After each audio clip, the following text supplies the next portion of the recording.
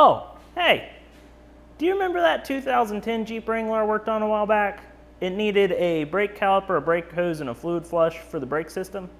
It's going to be coming in tonight for some front end work. The owner reached out to me to let me know that he's about to move about 700 miles south, and he's noticed it's driving kind of funny. He's also got some bad tire wear going on the front end, so he wanted me to take a look at it. Now I have a suspicion that he may need ball joints, but there could also be some other stuff going on as well. So we're going to pull him in, take a look at that front end, and see what all needs to replace before his big move. Thanks for tuning in. Let's get to it. We're going to go ahead and check these ball joints and see what kind of play we have. Now to do this, it's pretty easy. You just lift the front of the vehicle in the air, which I've already done, and make sure that you put jack stands under the axle. You don't want it to accidentally fall down on you. The only tool you're going to need for this part is a pretty good sized pry bar. I'm sure you can make do with a smaller one, but I prefer to use one with some leverage. You're going to take the pry bar under the tire and just lift up.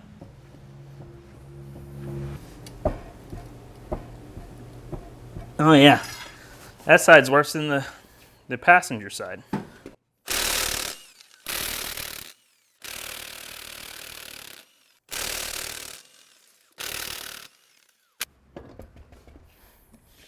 Boy, that's got some cupping. I'm not really sure if you'll be able to see it, but these ridges, you can feel them. It feels like it's got flat spots in it, and that's called cupping. Now, some mud terrain tires tend to do this. Most times it's because you've got a bad toe angle, and when I talk about toe angle, I'm talking about your tire going down the road, the relation of it left to right, like this, is what you call your toe angle. So odds are this tire was sitting a little bit crooked going down the road, so instead of rolling, it's kind of scooting while it rolls. I don't see too much of a camber issue. It might be worn a little more on the inside edge, but it's definitely probably got toe issues. Definitely, probably. If that isn't a definitive answer, I don't know what is.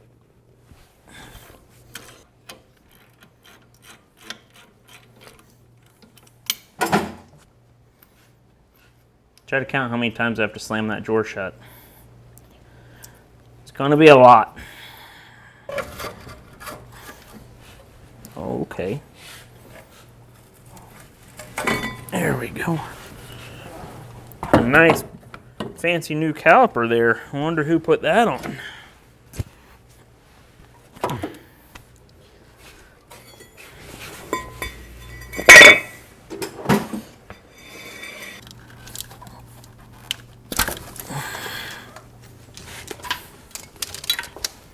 All right.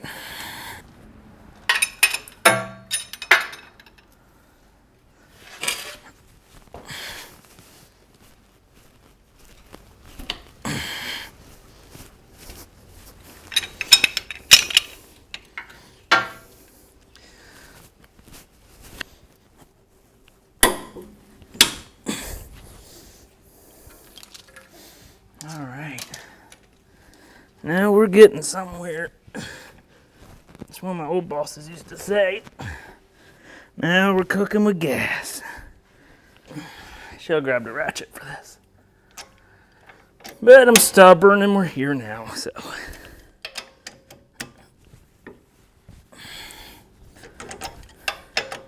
Doing my rows. Some people got to pay a gym membership to do rows this good. Now I'm going to use what's called a pickle fork to separate these ball joints. If you're not familiar with what this is, it looks like this right here. Now they come in all different sizes and lengths. This is the one that I think is going to work here. And what you do is you put it between the knuckle here and the ball joint boot. And then you take a big beating stick and you wail on it until they separate.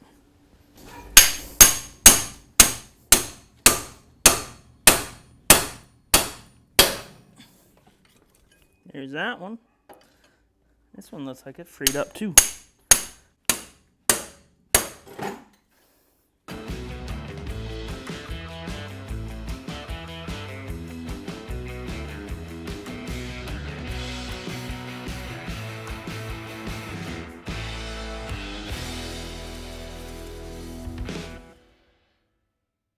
We're going to go ahead and get these ball joints out. So to do the ball joints, you need a ball joint press. Now I've done ball joints before without these, and it is a nightmare. These make life so much easier.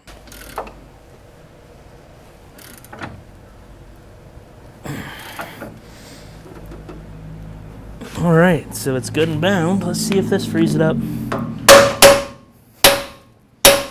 That actually popped right before I started going, if you heard it.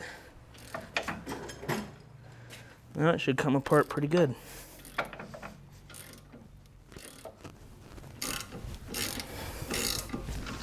Didn't have to use an impact or anything. I know a few people that they'll take the Ooga Dooga maker to this every time, and I like my tools to last if I can help it. And in my younger days, boy, that went all the way out the driveway. That's cool. Anyways, in my younger days, I actually mangled one of these pretty bad to where all these were so sharp you couldn't hardly use it anymore. I don't want to do that again. There is our ball joint. I don't like the non-greasable types.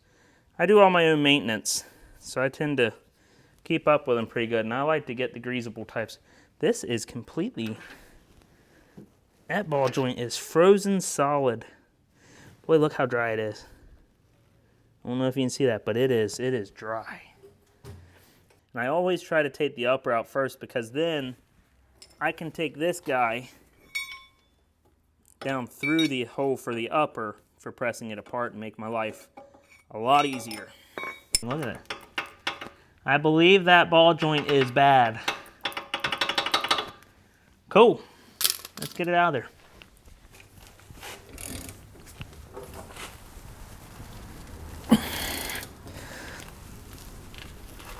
All right. Let's go ahead and free you up. Well, hi, sissy. Well, what? Stay out there, okay? It's dangerous in here. Daddy don't want you in here. You should have saw her. My band, resistance bands came, and she put them on, and she'd go like this. She's going. Your mom's dying. It's going to affect turning and everything. You want gloves? Okay. 4 days. Tell Mommy. Take you around that side of the axle and around the back of the wagon. And back there on Daddy's toolbox is some black gloves, okay? There's some on my toolbox over there, the big toolbox. You see those magnetic trays on the side of my toolbox? There's some black gloves right there. On some of these joints, you have to pay attention. Right here it says mount inboard, meaning this little opening here, if you can see it, I don't know what the camera's looking at, needs to go towards the inside of the vehicle. So this joint's going to go in just like this. Yeah, that should do it.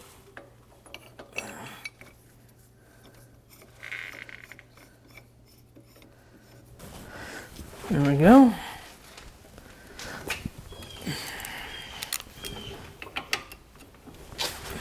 And then we just want to watch it, make sure it goes in good and straight.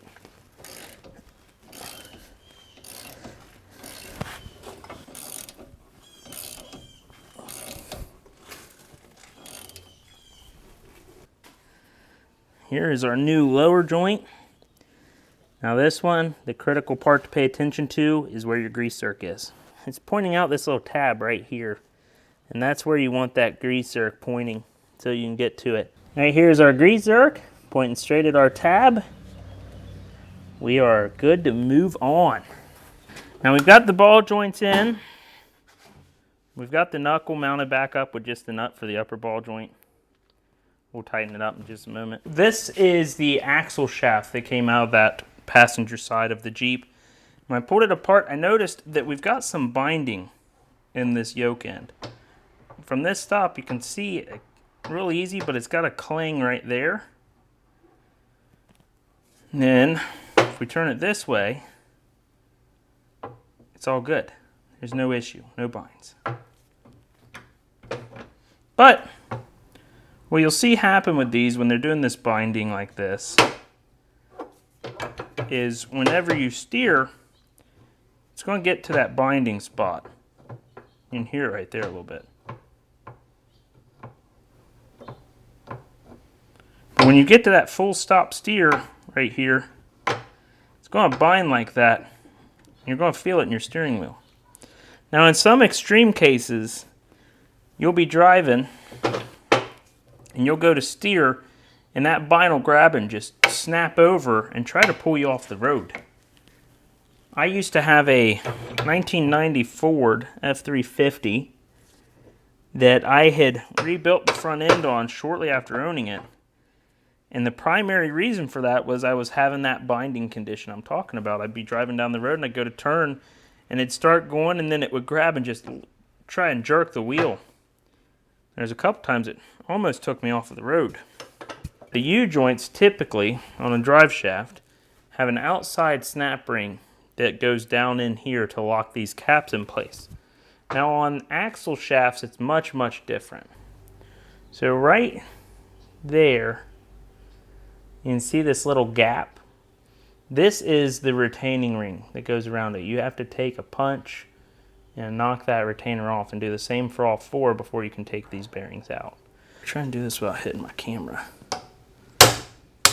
So you see that gap has widened up a little bit. I'll hit my light and we just... That's the little retaining clip right there. It just hugs in right in there and locks that in place. Now what we're going to do here, we're going to have these stationary on top of our vise.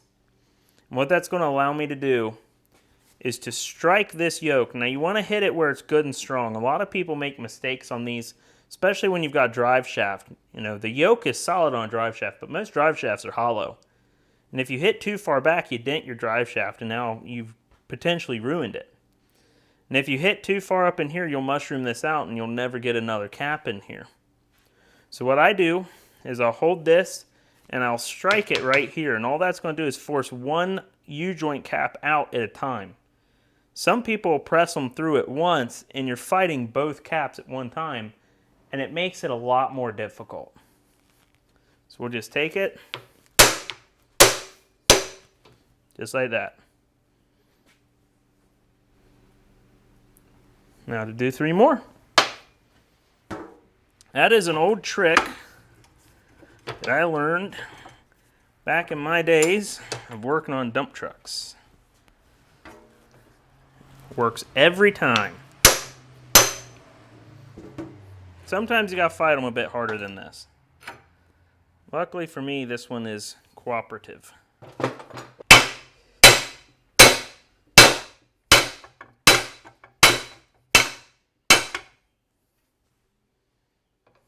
Oh yeah, that one's good and froze.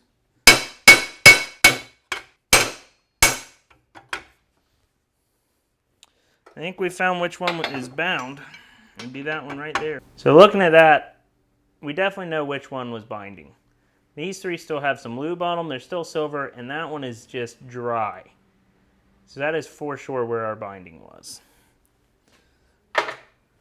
Oh yeah. Jeez. I think we found our problem.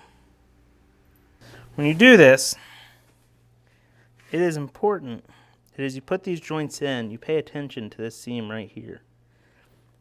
This U-joint needs to be able to seat all the way. If you're putting it in and you have a gap like this and it won't press any further, then you know that one of these needle bearings has fallen over inside of there.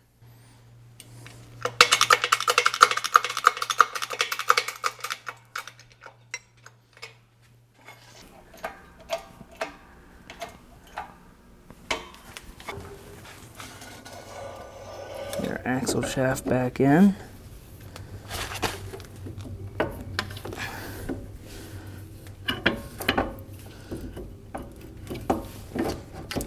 All right, there we go.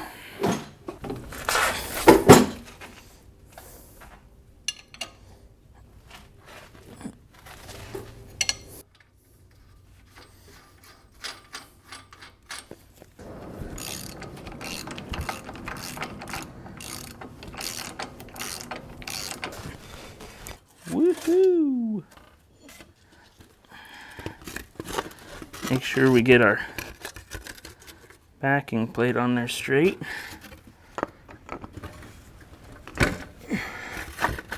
All right.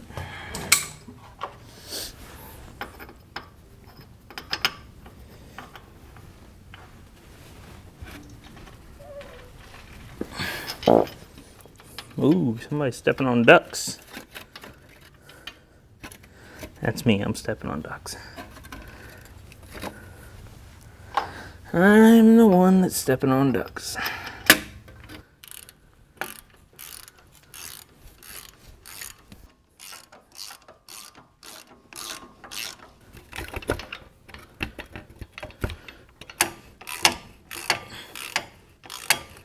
Wheel bearing assembly is on. I gotta put that bracket back on here. Silly goose. I am making my life more difficult by the day. Right on top there. Well, I don't know what it is with grease zerks. They are always little boogers to get started. Grease fittings, you don't want to try and get them completely tight. You just run them down till they get snug and leave them alone, because they are one of the easiest things to break that I have ever encountered.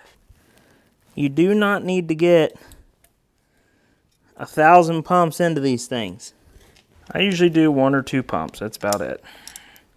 3 if I'm feeling frisky. And you can take it for what it's worth, but grease is pretty sticky stuff. And the more of it that you've got out and showing, the more dust it's going to collect.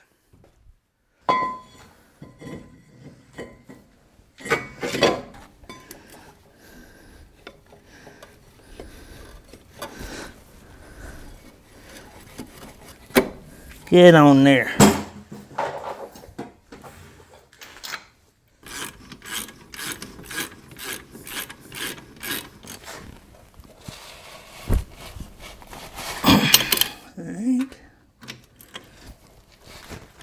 All right.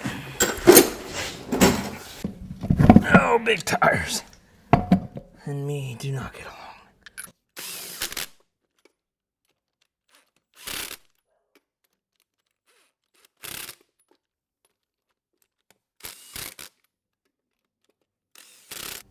Well, the passenger side is all buttoned up and complete. I still have the driver's side left to do, as well as the spark plugs and wires, but I'm not going to video that stuff. The driver's side is going to be the same content as the passenger side, and for the tune-up, can't really see what's going on in here. It's a very tight space, so I'm just going to go ahead and knock that out tomorrow evening and end this video here. If you like my content, please be sure you subscribe and hit the notification bell so you don't miss my future videos. Thank you for tuning in, and I'll see you in the next one.